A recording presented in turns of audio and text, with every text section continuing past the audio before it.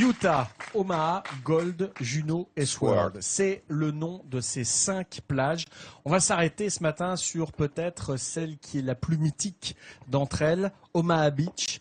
Nom de code, entrée dans la légende, désignant les plages de Virville, de Colville, de Saint-Laurent-sur-Mer. Une plage de 6 km, cette plage d'Omaha Beach, la plus longue du département. L'endroit n'était pas facile à prendre pour les alliés parce qu'il y avait un coteau herbeux d'une trentaine de mètres qui surplombe la plage. L'avantage était à l'armée allemande qui avait construit là-bas 14 points d'appui pour défendre l'endroit. Et le 6 juin, à 5h45, les bombardements commencent. Il fait un temps déplorable, la visibilité est totalement nulle, les bombes tombent du coup trop loin. À 6h30, les premiers soldats américains arrivent sur la terre de France et là, l'enfer se déchaîne. Les mines, les barbelés, une division allemande non signalée qui manœuvrait par là double la difficulté. Omaha devient une véritable boucherie. La mer est rouge de sang, des culs, des yeux, des intestins, des bras, des doigts. Partout un cauchemar, c'est Samuel Fuller, le soldat Fuller qui a débarqué à Omaha Beach, qui a écrit cette phrase dans son film extraordinaire Au-delà de la gloire en 1980 avec Lee Marvin. Et c'est exactement cela qu'il s'est passé. Ici, à Omaha Beach, on est allé au-delà. Au-delà de la vie, au-delà de la mort, au-delà de l'héroïsme. Le commandement américain a failli reculer, mais failli seulement. Omaha, c'est 40% des pertes du D-Day. C'est plus de 1000 morts, c'est 3000 disparus. Le GI, il est entré dans la légende à Omaha Beach, et cette légende, elle est toujours présente. Omaha Beach. Cette plage est un lieu empli d'émotions. Ici, la journée du 6 juin 1944 est toujours présente dans la mémoire collective. François Maty habite la région. Il est passionné par l'histoire du débarquement. C'est même une histoire de famille. Avant que cette maison ne soit réquisitionnée en 1940 par les Allemands, son grand-père y vivait, sur le front de mer. Et lors du jour J, les Américains ont débarqué ici, dans ce jardin. Aujourd'hui, cette demeure fait partie du patrimoine historique de la Seconde Guerre mondiale. Elle a été occupée par les Allemands, elle a été libérée par les Américains, donc c'est vrai qu'elle est historique, et elle est historique d'autant plus que c'est une des 2 maisons qui restent. Toutes les autres ont été détruites et ce sont des maisons neuves. De cette époque, il reste ce cliché. On y voit les troupes américaines en train de débarquer face à la maison. Et pour François, cette bâtisse est un témoignage du passé. C'est un lieu incontournable. Omaha Beach, c'est ma plage. Je m'y sens comme chez moi, là, il n'y a pas de souci. Cette plage, c'est donc l'endroit préféré de François. Il ne se lasse jamais de l'admirer. Mais il a aussi un autre passe-temps. Il ratisse le sol et retourne les galets. Car Omaha Beach, c'est un chantier de fouilles archéologiques à ciel ouvert.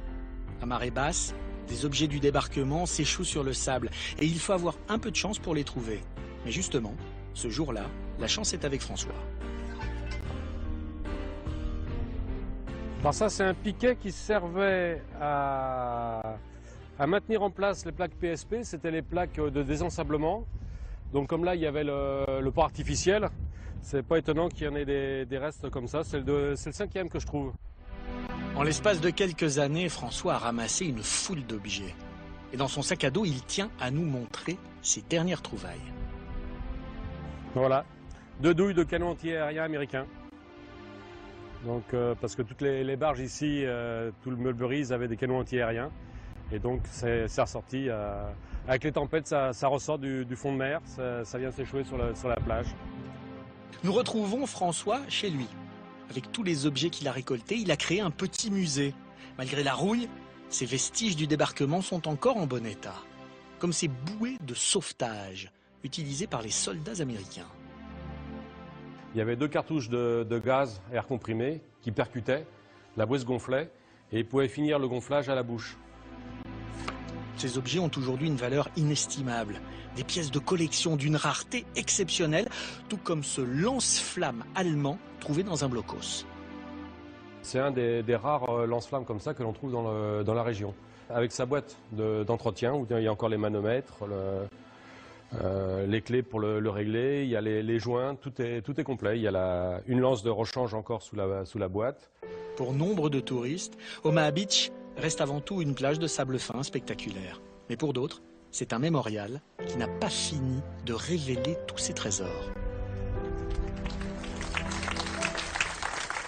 Plage effectivement chargée d'histoire où quelque part chaque grain de sable pourrait raconter ce qui s'est passé lors du débarquement. Alors il y a un monument à Omaha Beach qui est une statue des braves qui honore là-bas la mémoire des soldats morts, blessés ou disparus sur la plage d'Omaha. Et cette statue, elle a une belle histoire. C'est l'œuvre de l'artiste Alinor Bannon qui a été posée sur cette plage il y a 9 ans, très exactement, pour le 60e anniversaire de la plage. Et en France, il y a ce qu'on appelle la loi littorale, qui est où l'occupation du domaine public maritime est très réglementée. Donc il y avait une autorisation temporaire pour cette statue. Elle aurait dû quitter la plage à l'automne 2004. Elle est toujours là. Il y a eu une autorisation exceptionnelle en 2009 de l'État qui l'a prolongée jusqu'aux cérémonies du 65e anniversaire. Et aujourd'hui, je pense, Sophie, que personne n'oserait toucher à l'enlever. Elle n'est plus là officiellement. Devoir de mémoire. Voilà. Mais personne, tout le monde se renvoie la balle en fait. Personne n'ose l'enlever et c'est tant mieux. Parce que cette statue est devenue le symbole sur Omaha de ce bout d'histoire qui a été totalement hallucinant. Je pense que personne, sans l'avoir vécu, ne peut s'imaginer ne serait-ce qu'un dixième de ce qui s'est passé sur cette plage ce 6 juin 1944. Merci de l'avoir évoqué pour nous, Jean-Sébastien. Bravo. Merci beaucoup tous les jours. Hein.